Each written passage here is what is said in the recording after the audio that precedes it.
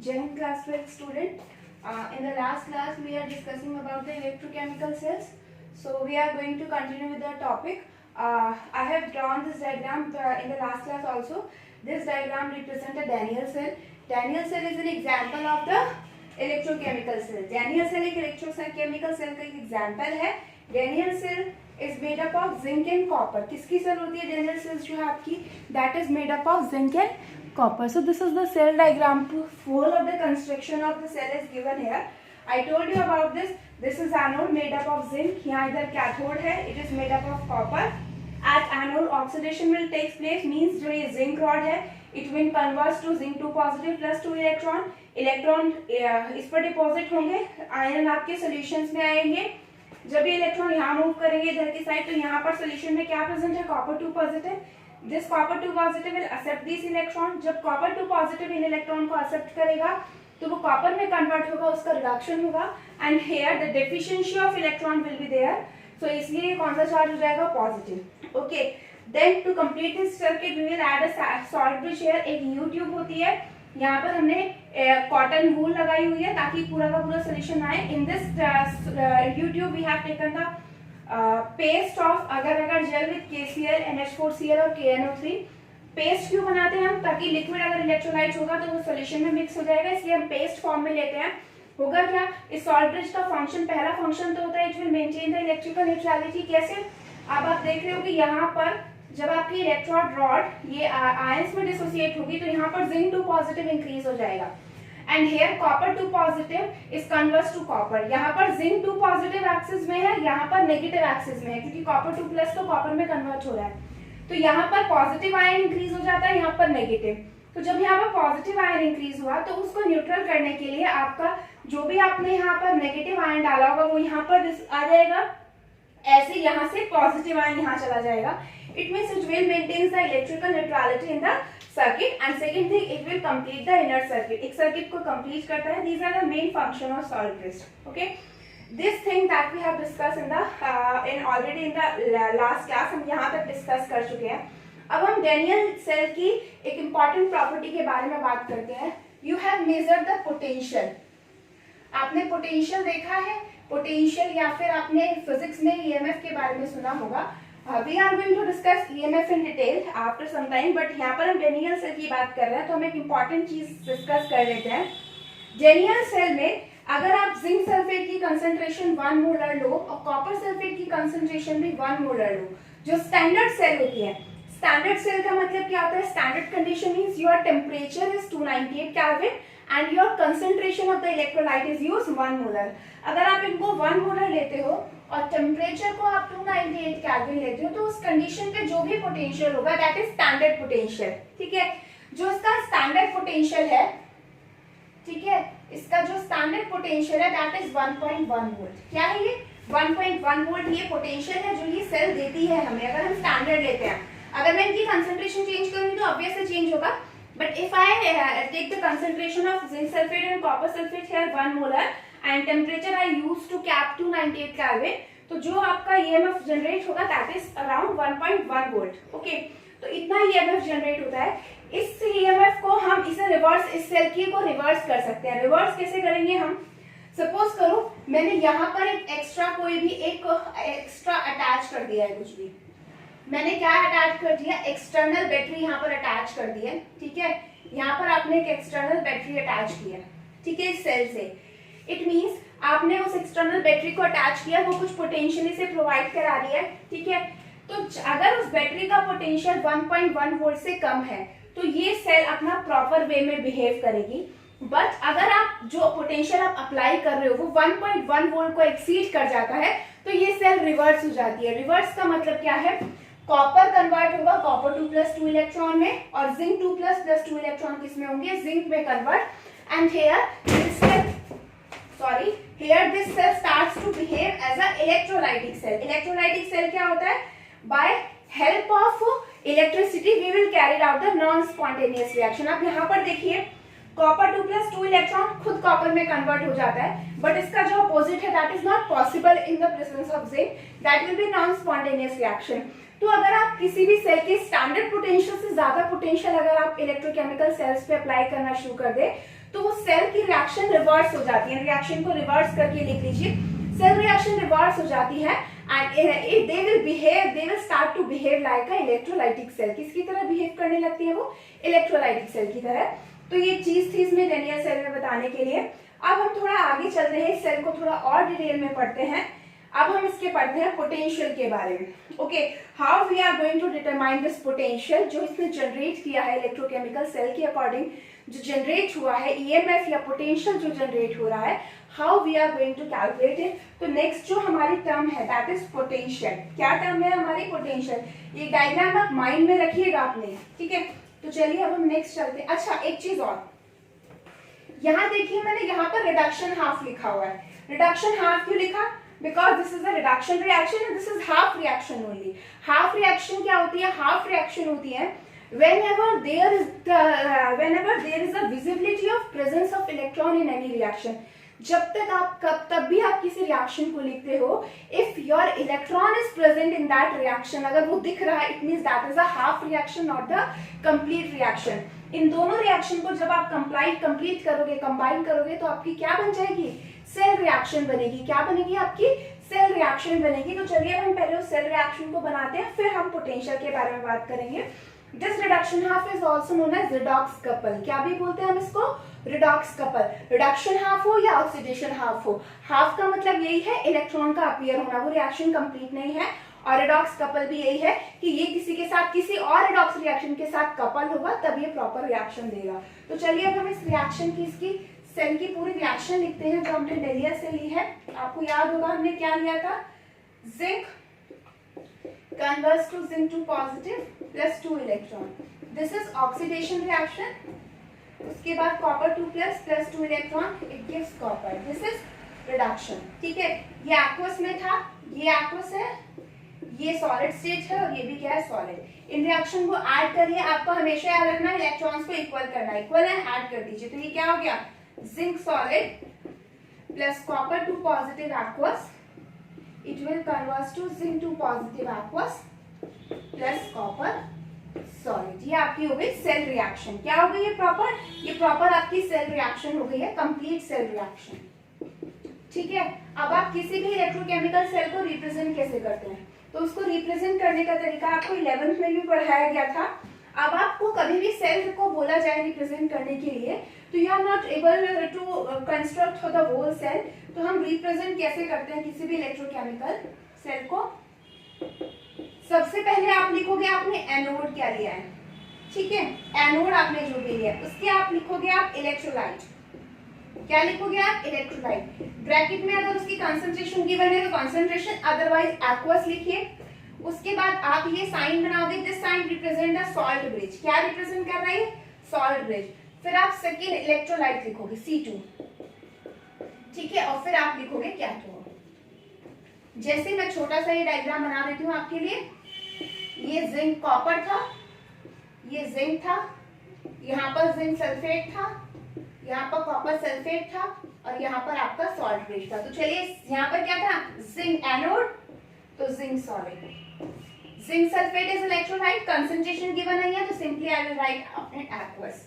उसके बाद salt bridge है, उसके बाद क्या आ रहा है मेरा? सेकेंड इलेक्ट्रोलाइट CuSO4 एक्वस, और उसके बाद कॉपर मेरा सेकेंड इलेक्ट्रोलाइट। तो ये मेरा हो गया कंप्लीट सेल रिएक्शन। इधर लेफ्ट साइड में लिखा होता है ऑक्सीडेशन एनोड और इधर लिखा होता है आपका कैथोड, इधर कैथोड एंड इधर एनोड। तो ये आपका प्रॉपर सेल रिप्रेजेंटेशन हो गई, किस तरीके से आप सेल को रिप्रेजेंट करते हो। So I hope that this is clear to you. चलिए अब हम इंपॉर्टेंट चीज पे आते हैं, दैट इज द पोटेंशियल। ठीक है, अब हम आते हैं इलेक्ट्रॉन पोटेंशियल्स पर। किस पर आते हैं हम? Electron potential. बहुत इंपॉर्टेंट टर्म है ये इलेक्ट्रॉन पोटेंशियल। ठीक है, इलेक्ट्रॉन पोटेंशियल। पोटेंशियल का मतलब क्या होता है? पोटेंशियल मींस किसी चीज की पावर। पोटेंशियल मींस क्या होता है? किसी चीज की पावर। आपने ये टर्म पहले सुनी है, potential term. I hope that you have heard about this term potential. Potential energy में आपने इसको सुना है, ठीक है, किसी चीज को कराने की पावर। पोटेंशियल आपका कितना है? तो यहाँ पर इलेक्ट्रॉन से रिलेटेड होगा potential, because we are talking about the ions and electron here. तो it means that we are going to talk about the electron का potential, potential related to electron, या इलेक्ट्रॉन्स की कुछ पावर होगी उसके बारे में हम बात करेंगे. अब इलेक्ट्रॉन का पोटेंशियल क्या होता है, उससे पहले हम पोटेंशियल डिफरेंस को समझते हैं. क्या समझते हैं हम? पोटेंशियल डिफरेंस एक वर्ड आता है, वो पोटेंशियल डिफरेंस. अब ये पोटेंशियल डिफरेंस क्या होता है उसे समझने के लिए एक डायग्राम देखते हैं. चलिए,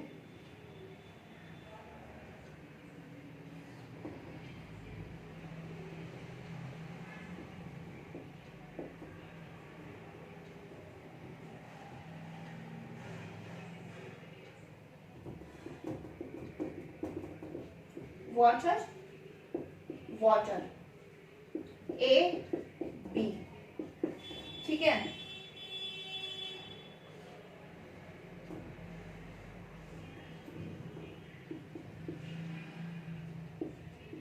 This is A and this is B.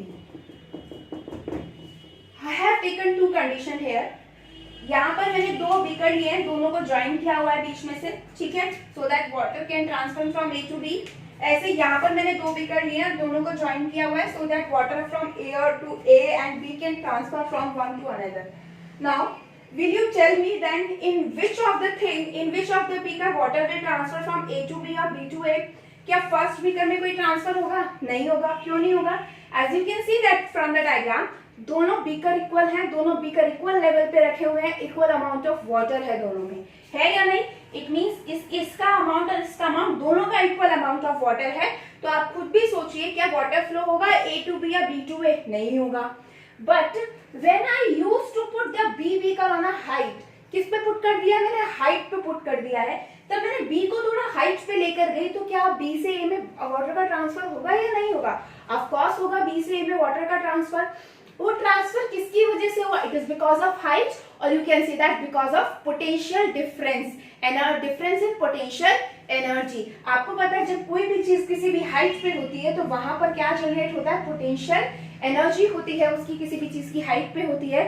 यहाँ पर दोनों की पोटेंशियल एनर्जी में कोई डिफरेंस नहीं था, बट यहाँ पर दोनों की पोटेंशियल एनर्जी में डिफरेंस हुआ because of height. So there will be a transfer from water from beaker B to A.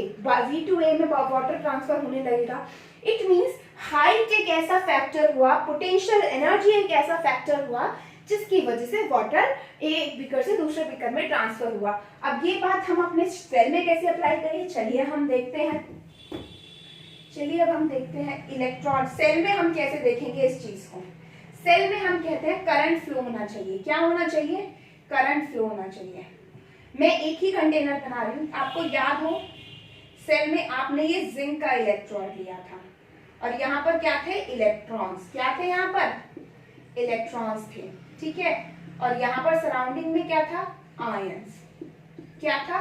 Ions. यानी कि ये चार्ज बैलेंस करने के लिए, चार्ज को क्या होना है? बैलेंस. चार्ज को बैलेंस करने के लिए चार्ज को फ्लो होना जरूरी है. इन ऑल द थिंग्स, हम किसी भी सेल की बात करें, a charge should be balance. क्या होना चाहिए? उसे बैलेंस होना चाहिए, और बैलेंस होने के लिए चार्ज को फ्लो करना पड़ेगा. आपने देखा B to A, water B से A बीकर में क्यों जा रहा था? Because it will try to balance. वो हो या ना हो वो बात की बात है, बट वो क्यों अपने आप को बैलेंस करना चाह रहा था? वो चाह रहा था मेरे अंदर भी किसी तरीके से हम लोग लेवल पे आ जाए. That's why water from B to A will transfer. ऐसे यहाँ पर होता है. यहाँ पर क्या डिफरेंस जनरेट होता है? यहाँ पर आपने देखा due to separation of charge. क्या होता है?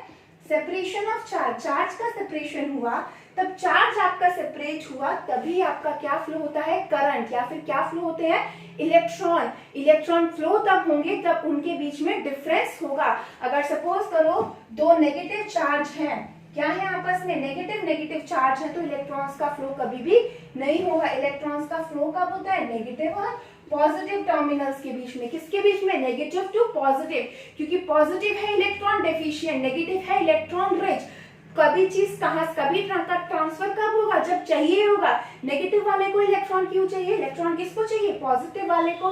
So it means the property, the tendency of flow of electron, the property which is associated with the flow of electron is known as potential difference, or you can say that potential difference is the energy which require to flow the electron. जो energy आपको electrons को flow करने के लिए चाहिए वो energy आपकी क्या होती है, पोटेंशियल डिफरेंस होगा.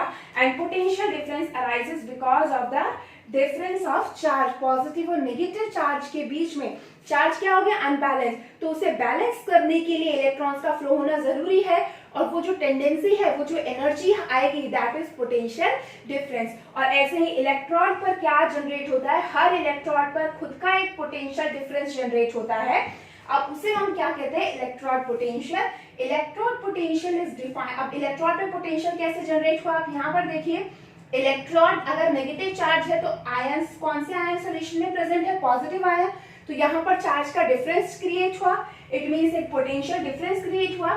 So the potential difference that is associated with the electron and its ion present in the solution is known as electron potential.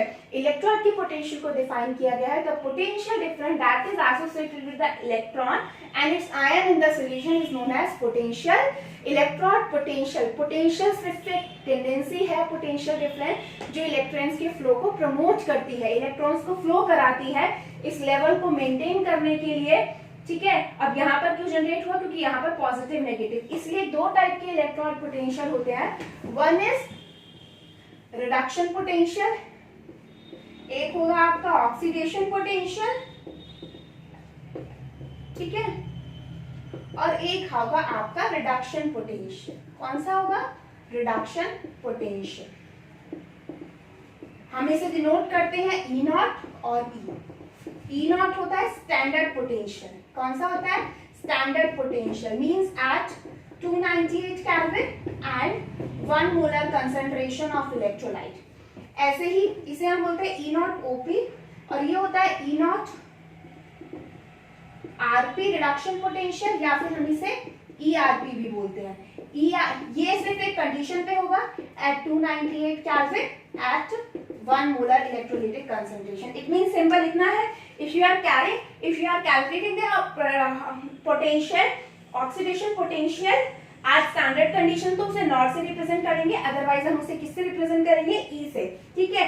तो ये आपका ऑक्सीडेशन पोटेंशियल ये एनोड पर होता है, और ये किस पे होता है, कैथोड पर.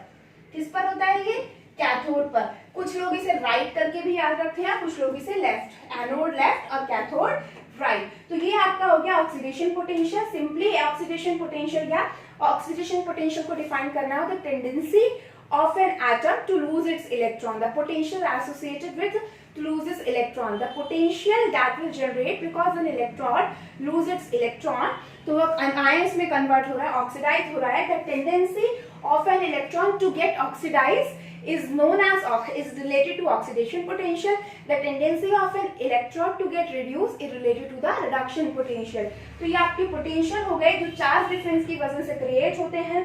ये जो वैल्यूज है नॉट वाली, these are already calculated.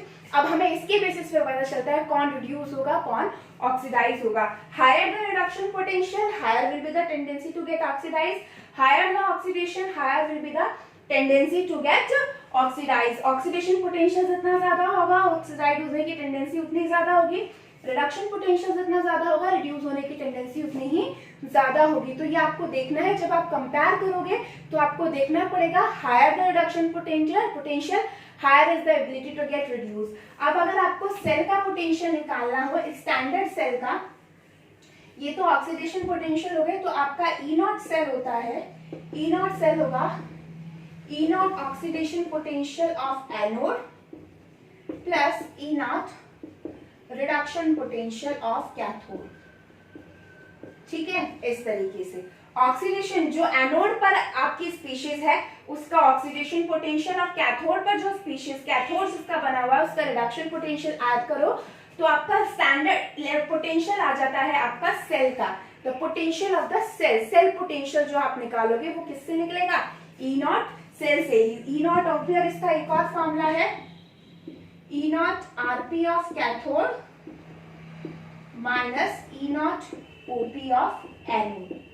Because आपको एक रिलेशन पता होना चाहिए, E naught OP is equal to minus E naught RP और वाइसा वर्सा। एक रिलेशन गिवन है, अगर आपको किसी जिंक का ऑक्सीडेशन पोटेंशियल दिया हुआ है तो उसका रिडक्शन पोटेंशियल उसका माइनस होगा।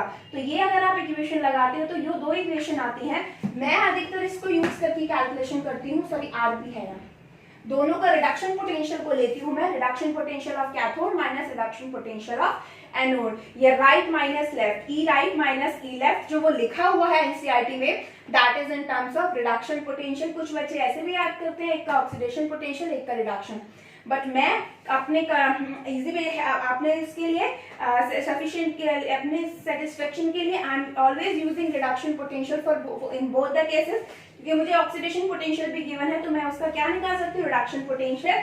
जैसे अगर आपको E not Zn2 positive 2 volt दिया हुआ है और मैं आपसे पूछूं Zn2 पॉजिटिव से Z, तो ये क्या हो जाएगा -2 वोल्ट। अब आप देखिए इसको लिखनी, ये लिखा कैसे, जिंक के बाद स्लैश है फिर जिंक टू पॉजिटिव, इसका मतलब है इसका इसमें कन्वर्ट होना और इसका इसमें कन्वर्ट होगा। जब आपको लिखा हुआ मिलेगा तो इस तरीके से मिलेंगे, पहले वाला दूसरे वाले में कन्वर्ट हुआ है। Here zinc converts to zinc positive means oxidation, here zinc to positive converts to zinc means reduction. ये इसका ऑक्सीडेशन पोटेंशियल गिवन है, ये इसका रिडक्शन पोटेंशियल। दोनों देखिए, ये 2 वोल्ट होगा तो ये -2 वोल्ट होगा। If this is -2 volt then this is 2 volt. तो ये आपका हो गया that how you are going to calculate the standard cell potential. क्या कैलकुलेट करोगे आप, स्टैंडर्ड सेल पोटेंशियल। आप सेल पोटेंशियल को कैसे डिफाइन करोगे, the potential difference between the 2 electrons present in the cell. जो सेल पोटेंशियल है वो क्या है, the potential difference between the 2 electrons. अभी तक हम इलेक्ट्रॉन ड्रॉप पोटेंशियल की बात कर रहे थे, वो किस वजह से जनरेट होता है, इलेक्ट्रॉन और उसके सोल्यूशन में जो आयंस है। अब सेल का पोटेंशियल क्या होगा, जो आपके 2 इलेक्ट्रोड है पॉजिटिव और नेगेटिव, उनके अक्रॉस इलेक्ट्रॉन फ्लो हो रहे हैं, पॉजिटिव और नेगेटिव टर्मिनल आ गए, it means the cell potential, the potential difference between the 2 electrons present in a cell, it is known as cell potential. Standard cell potential इस तरीके से कैलकुलेट हम लोग करेंगे, ठीक है। तो ये आपका हो गया how you are going to identify whether the substance is reduce और ऑक्सीडाइज। ये बहुत इंपॉर्टेंट चीजें हैं, थ्योरेटिकल क्वेश्चन आते हैं। ऑक्सीडेशन पोटेंशियल दे दिए, रिडक्शन पोटेंशियल दे दिए, उनकी रिड्यूसिंग पावर पूछी है, उनकी ऑक्सीडाइजिंग पावर पूछी, तो आपको बताना है ऑक्सीडाइजिंग पावर का मतलब क्या है, दूसरे को ऑक्सीडाइज करने की टेंडेंसी, मतलब खुद रिड्यूस होना। रिड्यूसिंग पावर क्या है, दूसरे को रिड्यूस करने की टेंडेंसी, मतलब खुद ऑक्सीडाइज होना। तो all of the thing we are going to calculate from the help of this oxidation potential, reduction potential. अगर किसी भी सेल में रिडक्शन पोटेंशियल बहुत ज्यादा है, if it is having a high reduction potential, तो वो जल्दी रिड्यूस होगा, और अगर किसी भी उसमें ऑक्सीडेशन पोटेंशियल ज्यादा है तो वो जल्दी ऑक्सीडाइज होगा और दूसरे को क्या करेगा, रिड्यूस करेगा। इसके लिए आपको वैल्यूज हमेशा एग्जाम में गिवन होती है, तो आपको ये करने की जरूरत नहीं है, ठीक है।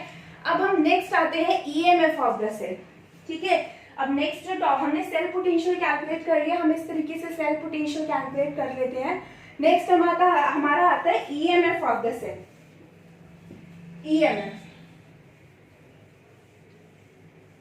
EMF of the cell.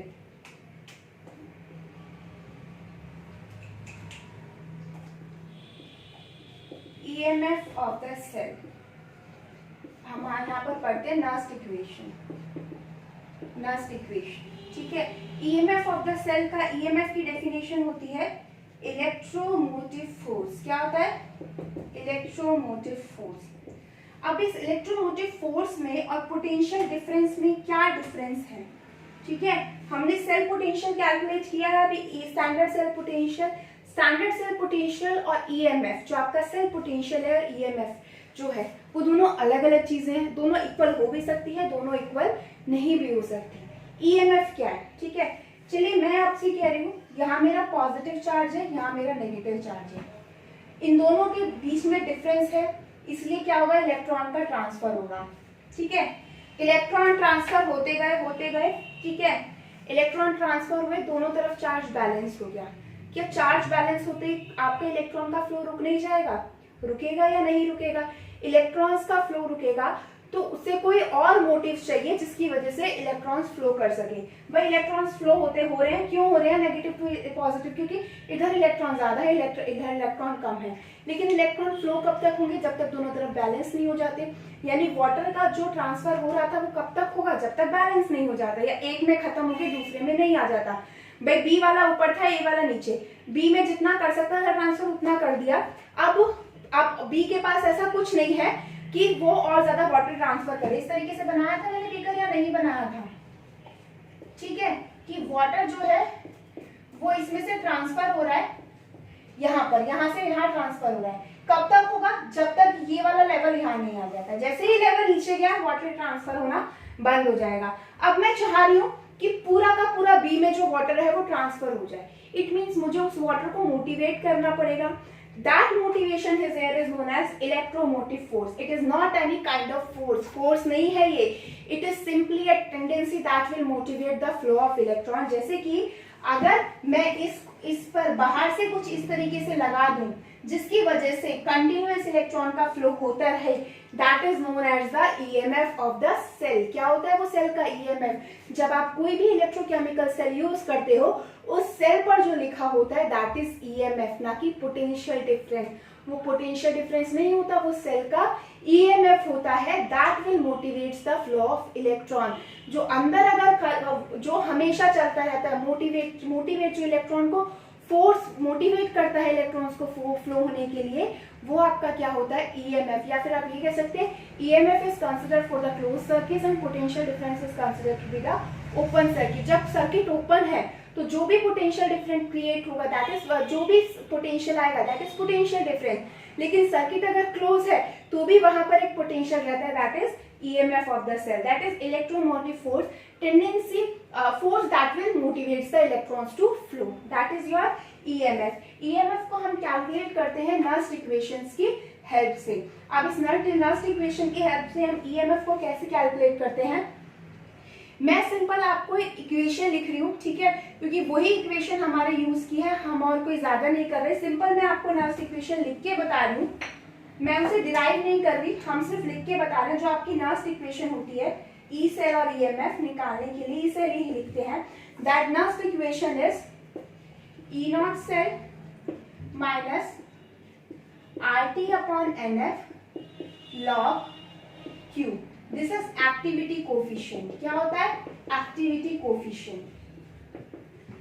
E cell is equals to E naught cell, R की वैल्यू रखी है आप लोग यहाँ। टेम्परेचर आप 298, टेम्परेचर जो भी जनरली हम 25 डिग्री सेल्सियस पे करते हैं, हम टेम्परेचर को जब यहाँ 298 केल्विन रखते हैं, आर की वैल्यू रखते हैं 8.314, एफ फॉर फैराडे कांस्टेंट 96500। तो इन सारी वैल्यूज को सॉल्व करके जो आता है that is 0.059 upon n log concentration of product upon concentration of reactant, product upon reactant. तो ये चीज हो गई आपकी that concentration of product upon reactant. अब जरा मैं एक सेल लिखती हूँ, उसके लिए हम ये चीजें निकालते हैं कि क्या क्या होता है। मैं इस इक्वेशन को ऊपर लिख रही हूँ।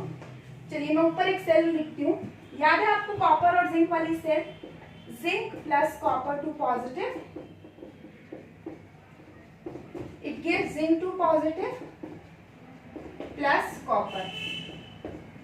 ई cell is equals to E naught cell. आपको पता है आप कैसे निकालोगे? माइनस 0.059।